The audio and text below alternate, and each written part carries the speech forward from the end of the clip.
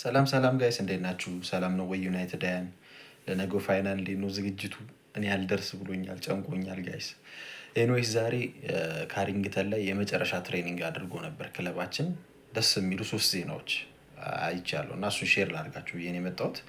ሶስት ጉዳት ላይ የነበሩ ተጫዋቾቻችን ወደ ትሬኒንግ ተመልሰዋል። በተለይ የጆሹዋ ዚርክዚ የማይታመን ነው። ምክንያቱም ከሲዝኑ ውጭ እንደሆነ ነበር የተወራለት፣ ግን ከፊዚዮቹ ጋር ጠንክሮ ሰርቶ በገባው ቃል መሰረት ለፋይናል ጨዋታ ቢያንስ ደርሳለሁ ብሎ በገባው ቃል መሰረት ሪከቨር ከማድረግ ከነበረበት 2 ወር ቀድሞ ነው ለነገው ጨዋታ ለመድረስ የታተረው። ተሳክቶለታል በስተመጨረሻ። ስለዚህ የነገው ቲም ጋር አብሮ ተጉዟል። ወደ ቢልባው የሚሄደው ቲም ጋር አብሮ ሆኖም ከብሩኖ ጋር ሰልፊ ተነስቶ ለቢልባው ሬዲ መሆኑን ተናግሯል። ኮች ከጥቂት ደቂቃዎች በፊት በሰጠው መግለጫም ላይ መመለሱን አረጋግጧል ማለት ነው። ሌላው በተከላካይ ቦታ ላይ ስትሬንግዛችን ይሆናሉ ብዬ የማስባቸው በተለይ ዲየጎ ዳሎ መመለስ በጣም ጥሩ ዜና አሉ እኛ። ምክንያቱም ዊንግ ባክ ሚና ላይ ሲኖር የማናውቀው ግን ሲጠፋ ምን ያህል እንዳጣ ነው የሚገባን አይነት ተጫዋች ነው እና እሱም ተመልሶልናል። ሌላው ደግሞ ወጣቱ ሌኒ ዮሮም እንደዚሁ ባልተጠበቀ ሁኔታ በፍጥነት ሪከቨር አድርጎ ተመልሷል ማለት ነው።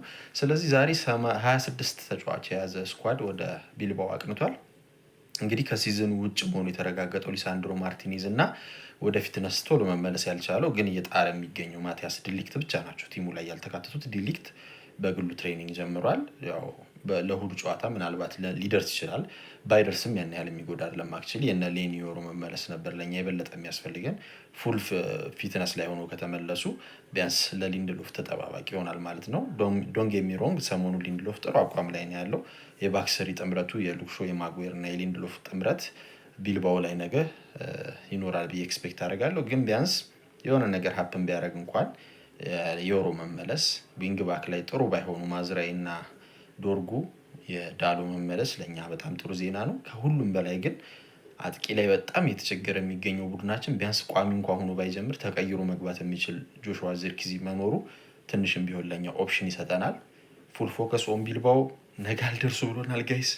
እኔ ፐርሰናሊ እየጨነቀኝም ነው እየጓጓሁም ነው። ስሜቱ እንዴት እንደሆነ ግራ ገብቶኛል።